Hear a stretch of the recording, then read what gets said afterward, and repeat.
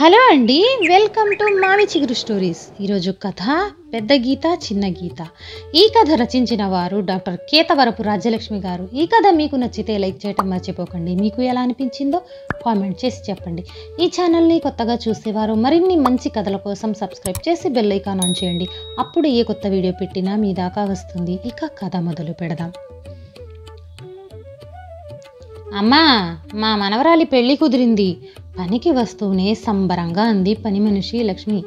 ఆహా, అబ్బాయి ఏం చేస్తాడు అని అడిగాను. డ్రైవర్గా చేస్తున్నాడు. చెడ్డ అలవాట్లు ఏమీ లేవు. ఊళ్ళో పొలం కూడా ఉంది. ఒక చెల్లుంది. పెళ్ళైపోయింది. బాదరాబందీ ఏమీ లేదు. మంచి సంబంధం అమ్మా గడా చెప్పింది.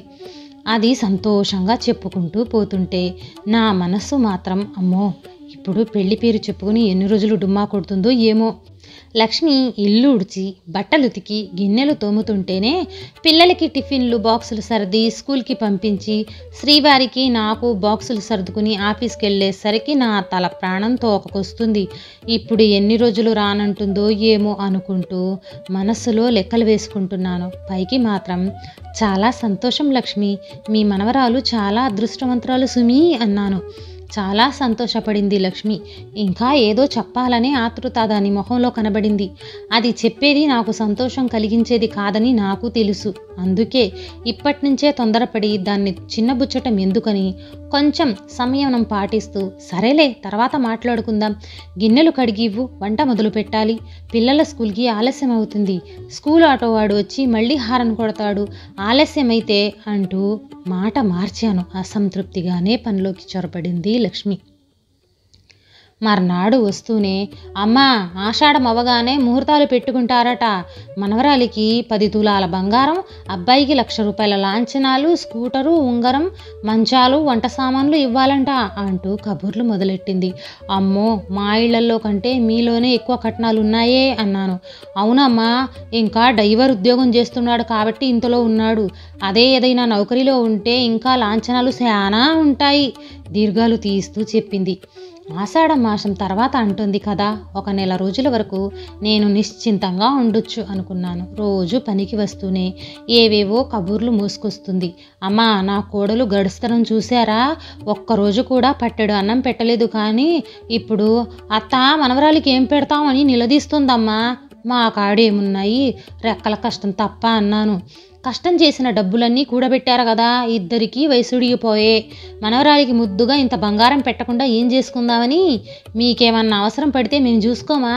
కొడుకులకి ఏమన్నా కలెక్టరీ చదువులు చెప్పించారా? 10వ క్లాస్తో ఆపేసి మీ కాడ పనికి సాయం పెట్టుకున్నారు. నా మొగుడు నీతో తిరిగి సంపాదించిందంతా ఏమైంది? మీ రెక్కల కట్టంలో మా ఆయన కట్టం కూడా ఉంది. అదంతా లెక్కగట్టియండి అంటూ శానా మాటలన్నదమ్మా. వాడు చిన్నప్పుడు కానరాని జబ్బు చేస్తే దవాఖానాల చుట్టూ తిరిగి డబ్బులు పోసి అప్పులు చేసి బతికించుకున్నాం. 3 కొడుకులున్నారు. ఒక్క కొడుకు కానీ కోడలు కానీ ఇంత బువ్వ తిని పొమ్మని ఏనాడూ పిలవలేదు. మా ఆయన వాచ్మెన్ డ్యూటీ చేస్తుంటే నేను ఇళ్ళ కాడ పని చూసుకుంటా పనిచేసే ఇళ్లల్లో పెద్ద సార్లను పట్టుకుని 3కి ఏదో చిన్న నౌకరీలు ఇప్పించి లగ్గాలు చేశాము. మా ఆయనకి అదేదో దోమ కుట్టొస్తే చూడు, అదే డెంగ్యూ జ్వరం వస్తే దవాఖానాలో మస్తు పైసలైనాయి. ఒక్క కొడుకు కూడా 1 రూపాయి ఇవ్వలేదమ్మా. నీ అసంటోళ్ల దగ్గర అడిగి తీసుకున్నాను అంటూ చెప్పుకుని పోతూనే ఉంది. దాని గోడు విని విని విని మా వారు, నేను ఆఫీస్కి వెళ్ళిన తర్వాత చెప్పుకోండి మీ కబుర్లు తీరుబడిగా, పొద్దున్నే ఈ సోదంతా వింటూ ఉంటే పిల్లలకి నాకు టైం అయిపోవటం లేదు అంటూ గదమాయించారు.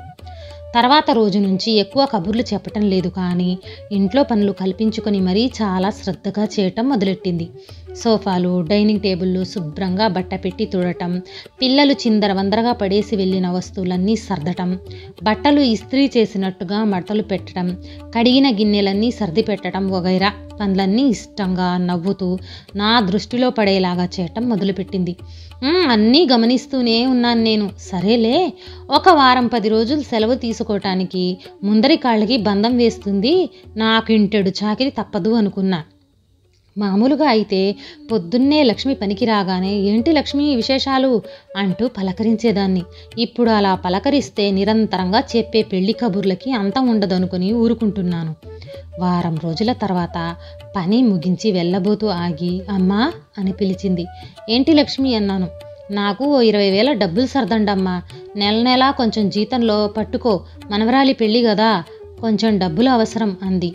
10 రోజులు పనికి రారని చెబుతుందేమో అనుకున్న నాకు పని డుమ్మాతో పాటు బోనస్గా 20,000 అడిగేసరికి వెంటనే ఏమని చెప్పాలో తోచలా.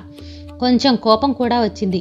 అడపా దడపా ఏదో ఖర్చు ఉందని చెబుతూ, ఏంటి లక్ష్మి, మీ ఆయన వాచ్మెన్ ఉద్యోగం చేస్తున్నాడు, ఉండటానికి ఇల్లు నీళ్లు కరెంట్ అన్నీ ఉచితంగానే కదా, పైగా మీ ఆయన నీ సంపాదనతో చీటీలు కడుతున్నాడు, పెళ్లి ఖర్చులు తను చూసుకుంటాడు, నీకెందుకు మళ్ళీ డబ్బులు సర్దుబాటు, అయినా నెల నెలా జీతంలో కట్టుకోమంటున్నావు కదా, మళ్ళీ చిట్టి డబ్బులు కట్టలేకపోతే వాళ్ళు ఊరుకుంటారా, 4 ఇళ్లల్లో పనిచేసుకుని వచ్చిన డబ్బంతా మొగుడి చేతిలో పెడుతున్నావు కదా, ఇంకా నిన్ను వాళ్ళని వీళ్ళని అడిగి డబ్బు తెమ్మంటున్నాడా ఏంటి అని కొంచెం గట్టిగానే అన్నాను.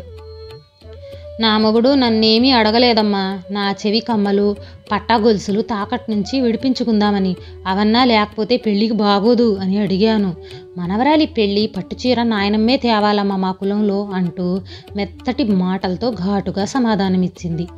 మీ ఆయన్ని ఒక్క మాట అనివ్వవు, ప్రతి నెల ఏదో ఖర్చు చూపించి ముందే నీ జీతంలో సగం తీసుకుంటున్నావు, ఇప్పటికింకా 10,000 బాకీ ఉన్నావు, మళ్ళీ 20,000.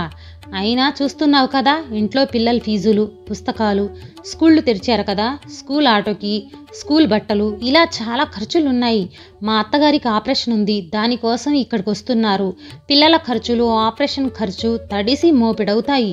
మాకు మట్టుకు ఊరికే వస్తున్నాయి డబ్బులు.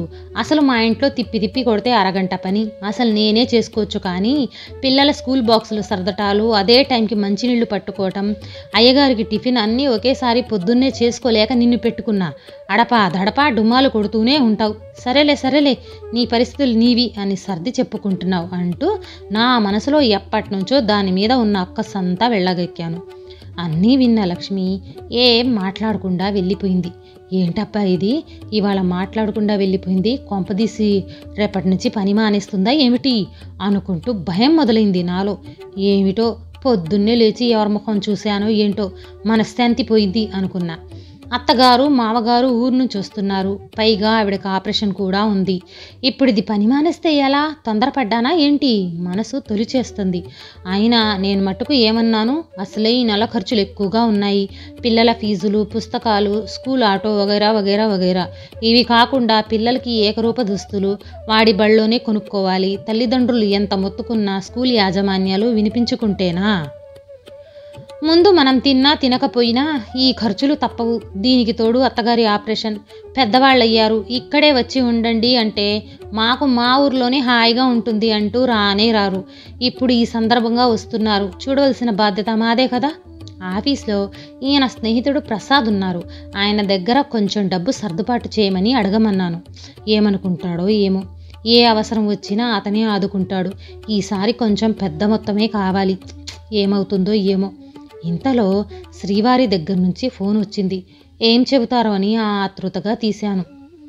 సుధా, ప్రసాద్ డబ్బు సర్దుబాటు చేస్తానన్నాడు. చాలా రిలీఫ్గా ఉంది. అబ్బా, చాలా సంతోషంగా ఉంది, అంతా దేవుడి దయ అంటూ పూజా మందిరం వైపు తిరిగి దండం పెట్టుకున్నాను. సాయం చేసింది నా స్నేహితుడైతే నీ దేవుడి దయ అంటావేమిటే అన్నారు. అదేం లేదండి, దేవుణ్ణి ప్రార్థిస్తే మీ ప్రసాద్ ద్వారా ఇప్పిస్తున్నాడు, చిన్న చిన్న పనులకి ఆయన ప్రత్యక్షం అవ్వాలా ఏమిటి అన్నాను నవ్వుతూ. సరే సరే సరేలే, మీ దేవుడే ఇప్పించాడనుకుందాం. నాకైతే చాలా సంతోషంగా ఉంది. వాడిని అడగటానికి చాలా మొహమాట పడ్డాను, కానీ వేరే దారిలేదు కదా. పోనీలేండి, మీ మాటకి అంత విలువ ఇచ్చాడు, అదే అసలైన స్నేహానికి అర్థం. ప్రసాద్ గారికి నా తరపు నుంచి నా కృతజ్ఞతలు చెప్పండి. సరే, ఇక ఉంటాను, చాలా పనుంది ఆఫీస్లో అంటూ ఫోన్ పెట్టేశాను. సాయం సంధ్యలో దేవుడి దగ్గర దీపారాధన చేసి దేవుడి పటానికి దండం పెట్టుకుంటుంటే ఏదో తేడాగా అనిపించింది. ఏంటబ్బా ఇలా ఉంది అనుకుంటుంటే ఒక్కసారి వెన్ను చరిచినట్టయింది. నీ అవసరానికి డబ్బు సమకూర్చాను, మరి నీ మీద ఆధారపడిన పని మనిషి లక్ష్మి సంగతేంటి అని అడుగుతున్నట్లనిపించింది. అవును, లక్ష్మి కూడా అవసరానికి డబ్బు అడిగింది. మా ఇంట్లో పనిచేసే మనిషికి నేను కూడా సహాయం చేయాలి కదా. మాది పెద్ద అవసరము, దానిది చిన్న అవసరము, అంటే పెద్ద గీత చిన్న గీత అంతే తేడా. నిజానికి లక్ష్మి ఒళ్ళు దాచుకోకుండా ప్రేమగా పలకరిస్తూ పనిచేస్తుంది. నాకు ఎప్పుడైనా ఒంట్లో బాగలేక లేవలేకపోతే, ఏంటమ్మా పడుకున్నావు, ఎప్పుడు నిన్ను ఇట్లా చూడలే, కాఫీ తాగావా, గోళీ ఏమన్నా వేసుకున్నావా అంటూ వంటగదిలోకి దూరి కాఫీ కలిపి పట్టుకొచ్చి ఇచ్చేది. మందు గోళీ ఎక్కడుందో అడిగి తీసుకొచ్చి ఇచ్చేది. మా వారితో, అయ్యా అమ్మకి పానం బాగోలేనట్టుంది, మీరు ఈరోజు ఇంటికాడే ఉండండి, అమ్మని చూసుకోండి అయ్యా అంటూ ఇంటి పెద్దదానిలాగా వ్యవహరించేది.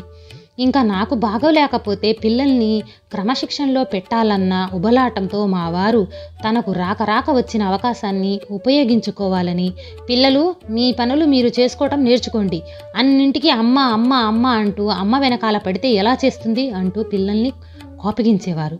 లక్ష్మి వెనకాలే వచ్చి, అయ్యా ఇప్పుడే కదా పిల్లలకు నువ్వు చేసినా అమ్మ చేసినా, తర్వాత వాళ్ళు మన చేత చేయించుకుంటారా, ఈ ముద్దు ముచ్చట పేచీలు ఇప్పుడే, తర్వాత మన దగ్గరుంటారా అయ్యా వాళ్ళు, అడ్డాల నాడు బిడ్డలు కానీ గడ్డాలు వచ్చినాక బిడ్డలు కారంటారు కదా, ఇప్పుడే వాళ్ళ ముద్దు మురిపం మనకి అంటూ పిల్లల్ని వెనకేసుకొచ్చి మాట్లాడేది. ఇంట్లో మనిషిలాగా కలివిడిగా మాట్లాడుతూ ఉంటుంది. ఇవన్నీ గుర్తుకొచ్చి మననం చేసుకున్న. డబ్బు సర్దుబాటు విషయమే ఆలోచనలో పడ్డా. సరే, మా చేబదులు డబ్బులోనే దానికి కూడా కొంత సర్దుబాటు చేద్దామనిపించింది. ఈ మధ్య లక్ష్మి పనిలోకి రాగానే అదేం అడుగుతుందో అన్నట్టుగా తప్పించుకునే పనిలో పడిపోయాను. ఇవాళ లక్ష్మి రాగానే నేనే పలకరించి, ఎప్పుడు పెట్టుకున్నారు లక్ష్మి ముహూర్తాలు అంటూ అడిగాను. దాని ముఖం మతాబులా వెలిగిపోయింది. అమ్మా ముందు డబ్బు కావాలి కదా, పెళ్ళి పెట్టుకుని చేతుల్లో పైసలు లేకపోతే కట్టం కదమ్మా, అందుకు అందరం తలా కొంచెం వేసుకుని డబ్బులు జమ అయినాక పెట్టుకుంటామంది. సరేలే లక్ష్మి, మాకు కొంచెం ఖర్చులు బాగానే ఉన్నాయి, మరి మీకు కూడా డబ్బులు అవసరం అంటున్నావు కదా, అందుకే మరి నువ్వు అడిగినంత ఇవ్వలేనులే కానీ కొంతైనా సర్దుబాటు చేస్తాను అని అన్నాను. నాకు తెలుసమ్మా, నాకు తెలుసు, మీరు నా మాట తీసేరని, మీరు ఆలోచించే ఇస్తారులే అనుకున్నాను. మా అమ్మ మనసు ఎన్నపూస లాంటిది, నాకు తెలీదా అంటూ ముసి నవ్వులు నవ్వింది. పొద్దుటి నుంచి చికాగ్గా ఉన్న నా మనసు దూది పింజలాగా తేలిగ్గా గాలిలో ఎగురుతున్నట్లు అనిపించింది. ఈ కథ నచ్చితే లైక్, షేర్ చేసి తప్పకుండా సబ్స్క్రైబ్ చేయండి.